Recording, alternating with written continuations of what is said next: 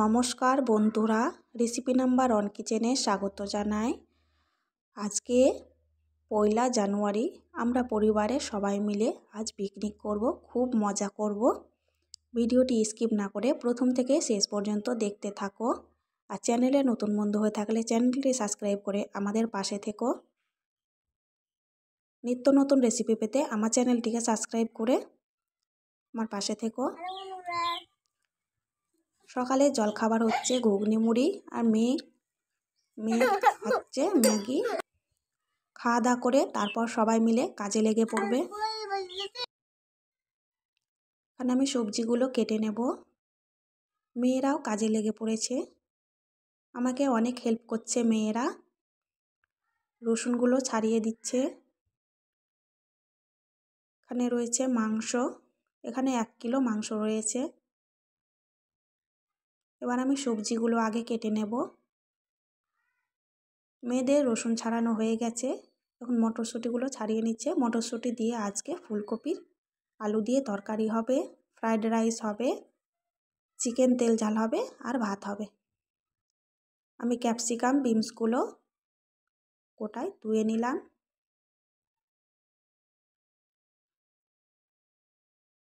ধুয়ে নেওয়ার পর তারপর আমি মাংস ধুয়ে নেব, তারপরে রান্নাবান্না শুরু করব।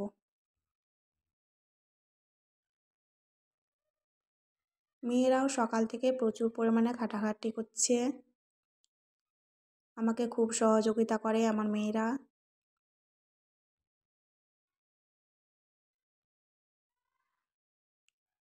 ক্যাপসিকামগুলো আমি এভাবে কেটে নিলাম। আমি খুব একটা ভালো করে কাটতে পারি না।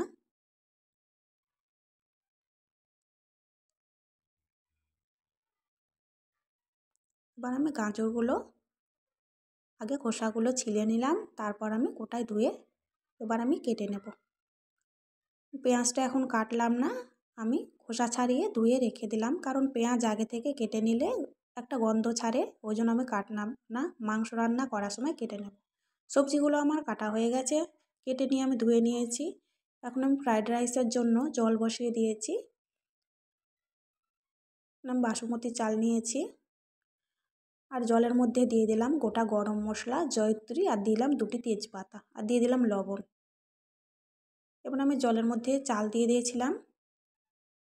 80% মতো সেদ্ধ হয়ে গেছে, আর কিছুটা সেদ্ধ করব।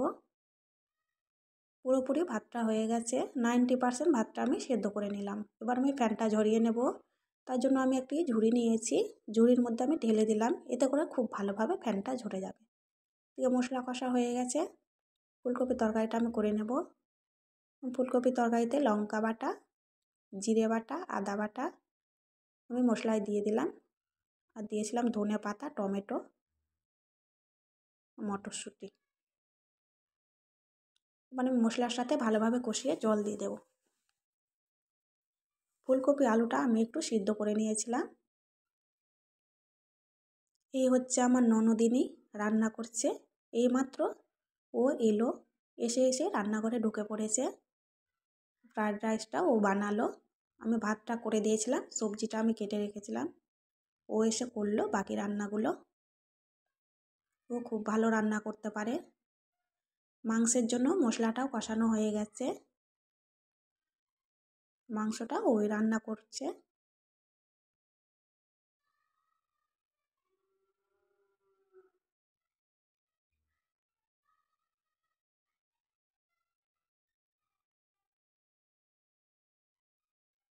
আমাদের সব মেনু রেডি হয়ে গেছে।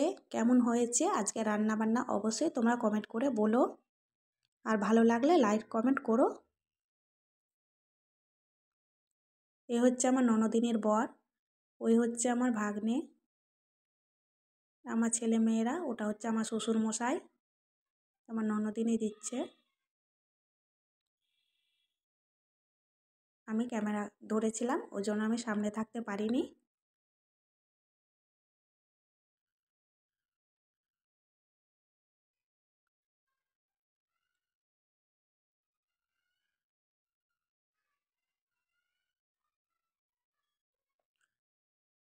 এ হচ্ছে আমার শাশুড়ি, এ হচ্ছে আমার ননদিনী।